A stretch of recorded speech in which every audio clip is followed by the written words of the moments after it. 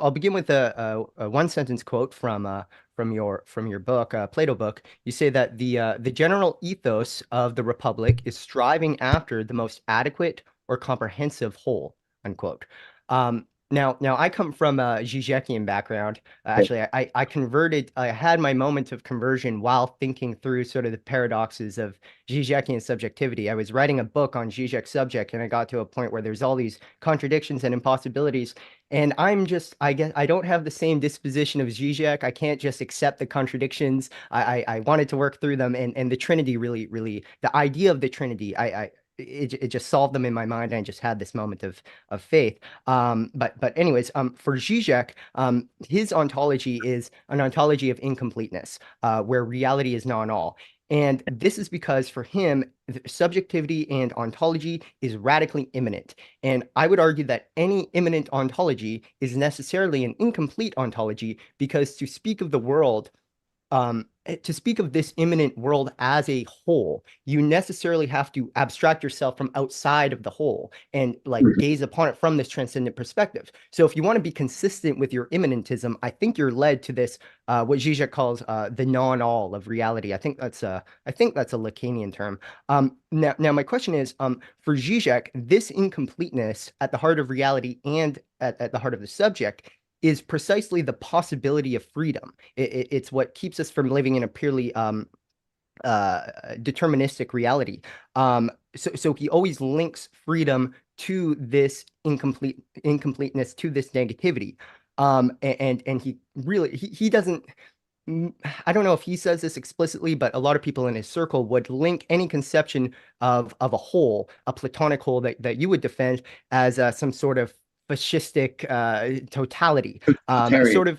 Right. Sort of, I think this would be sort of equivalent to sort of popular, I think ultimately misunderstandings of Hegel's absolute knowing, Right. although certainly he does fall prey to some sort of critique like that. But my question is, how can we have a whole, a conception of the whole that preserves freedom and doesn't fall into a sort of like satanic 666 totality sort of enclosure of otherness in service of some self-referential, all-consuming identity, which again is sort of the popular understanding of Hegel's absolute knowing.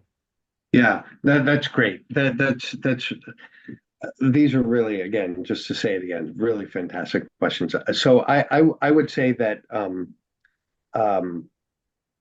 that Levinas is very interesting on this on infinity totality and his critique of Hegel there, and that that gave birth to this whole line in postmodern thinking that is concerned about the whole precisely as totalizing and therefore totalitarian, and um, a lot of the responses to that criticism are always to say, well, no, there are all kinds of incompletenesses.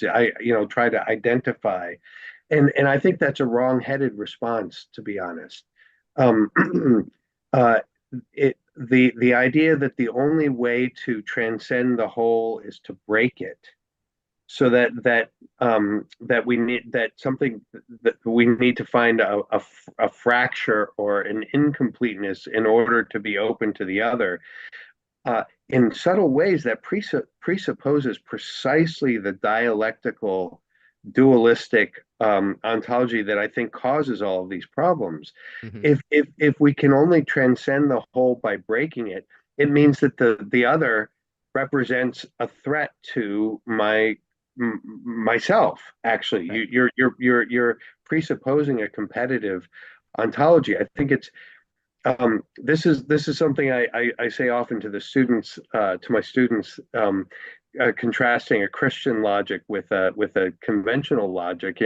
The conventional logic, and this is something that one finds roots of in the pre-modern world. Certainly, you think of a development always from the imperfect to the perfect, the incomplete to the complete. But the Christian logic is not a movement from the imperfect to the perfect. It's a movement from the perfect to the perfecter, Right. From glory and to that's glory. actually Yeah. Yeah, exactly. And that sounds like a just a sort of a flip point, but I'm increasingly convinced of the importance of the point. And it's precisely when something is complete that it is most open to what's beyond itself. Right. Right.